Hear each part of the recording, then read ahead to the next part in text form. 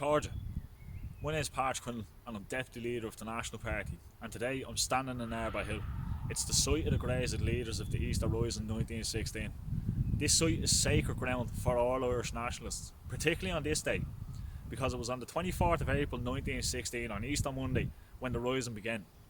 That Rising was fought for national freedom, to establish an independent Irish Republic, and to throw off the yoke of foreign domination and oppression in Ireland.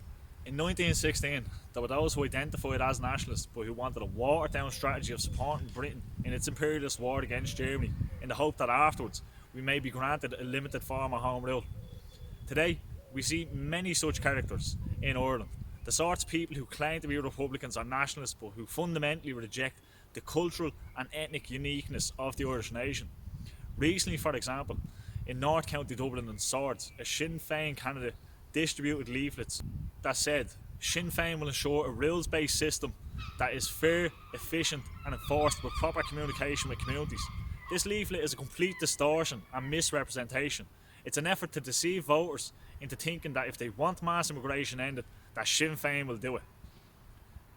Make no mistake about it, Sinn Féin is feeling the heat off its constituents on the ground on the issue of mass immigration, but it's not that we need a rules-based system, because the only rule that should be followed and the only rule that the National Party follows is the same principle and the same rule that these men buried here behind me today followed, and that is that Ireland belongs to the Irish people, and anything less than that is national treason.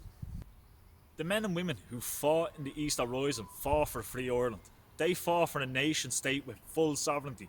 Anything less than that was unacceptable to them, just as it is unacceptable to us here today in the National Party. We are contesting, as I'm sure you're aware, the upcoming June local and European elections. We stand in the tradition of 1916. We're not fielding candidates because we want to be politicians or a new managerial class. We are contesting these elections because we want to give Irish people a chance to vote for a sincere nationalist alternative. We do have a tremendous opportunity in the upcoming elections. I'd encourage everyone to get out and vote for the National Party. And if you can't vote for the National Party, nationalparty.ie/join. I'm sure we have a candidate close by that would happily take your support, and it would be very much appreciated. We are on the cusp of massive political change, but we are facing into a tough few years ahead, particularly as the Irish state has shown it intends to bring in draconian measures to shut down debate and opposition to mass immigration. But we can take solace in the words and deeds of our nationalist leaders of the past, particularly the heroic sacrifices made by the men and women of 1916. We salute them and their sacrifice, and here today I want to reaffirm the National Party's commitment to upholding their ideals and visions for the next generation. Is Lina an Tauchi, a Yesh, a Roig.